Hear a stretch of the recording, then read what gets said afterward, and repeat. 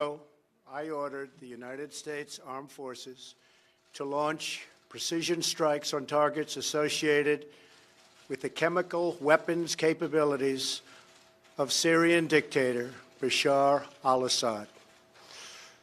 A combined operation with the armed forces of France and the United Kingdom is now underway.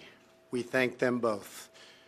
Tonight, I want to speak with you about why we have taken this action.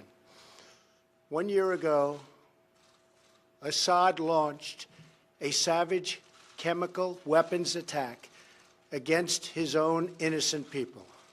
The United States responded with 58 missile strikes that destroyed 20% of the Syrian Air Force. Last Saturday, the Assad regime again deployed chemical weapons to slaughter innocent civilians, this time in the town of Douma, near the Syrian capital of Damascus. This massacre was a significant escalation in a pattern of chemical weapons use by that very terrible regime. The evil and the despicable attack left mothers and fathers, infants and children thrashing in pain and gasping for air. These are not the actions of a man. They are crimes of a monster instead. Following the horrors of World War I a century ago, civilized nations joined together to ban chemical warfare. Chemical weapons are uniquely dangerous, not only because they inflict gruesome suffering, but because even small amounts can unleash widespread devastation. The purpose of our actions tonight is to establish a strong deterrent against the production, spread, and use of chemical weapons. Establishing this deterrent is a vital national security interest of the United States. The combined American, British, and French response to these atrocities will integrate all instruments of our national power, military, economic, and diplomatic. We are prepared to sustain this response until the Syrian regime stops its use of prohibited chemical agents. I also have a message tonight for the two governments most responsible for supporting, equipping, and financing the criminal Assad regime.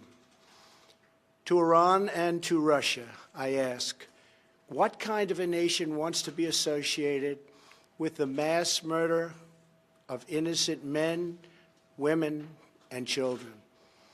The nations of the world can be judged by the friends they keep. No nation can succeed in the long run by promoting rogue states, brutal tyrants, and murderous dictators. In 2013, President Putin and his government promised the world that they would guarantee the elimination of Syria's chemical weapons.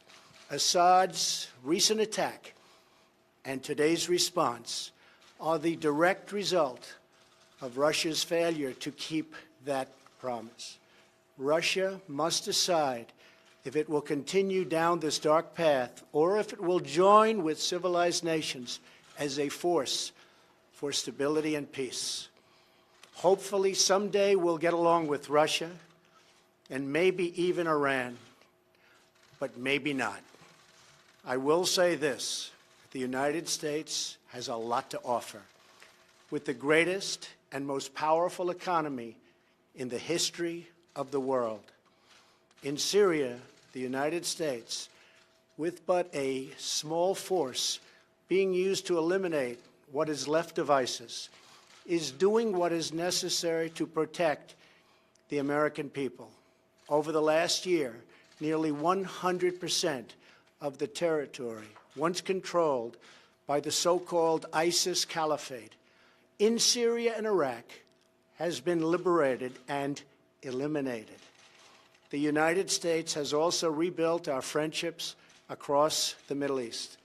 We have asked our partners to take greater responsibility for securing their home region including contributing large amounts of money for the resources, equipment, and all of the anti-ISIS effort. Increased engagement from our friends, including Saudi Arabia, the United Arab Emirates, Qatar, Egypt, and others, can ensure that Iran does not profit from the eradication of ISIS. America does not seek an indefinite presence in Syria under no circumstances.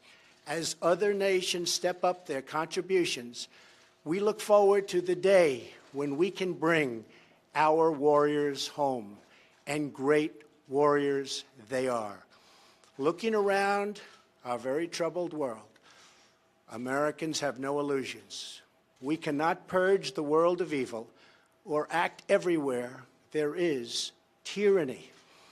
No amount of American blood or treasure can produce lasting peace and security in the Middle East. It's a troubled place. We will try to make it better, but it is a troubled place. The United States will be a partner and a friend, but the fate of the region lies in the hands of its own people. In the last century, we looked straight into the darkest places of the human soul. We saw the anguish that can be unleashed and the evil that can take hold. By the end of World War I, more than 1 million people had been killed or injured by chemical weapons. We never want to see that ghastly specter return. So today, the nations of Britain, France, and the United States of America have marshaled their righteous power against barbarism and brutality. Tonight I ask all Americans to say a prayer for our noble warriors and our allies as they carry out their missions. We pray that God will bring comfort to those suffering in Syria. We pray that God will guide the whole region toward a future of dignity and of peace. And we pray that God will continue to watch over and bless the United States of America. Thank you and good night. Thank you.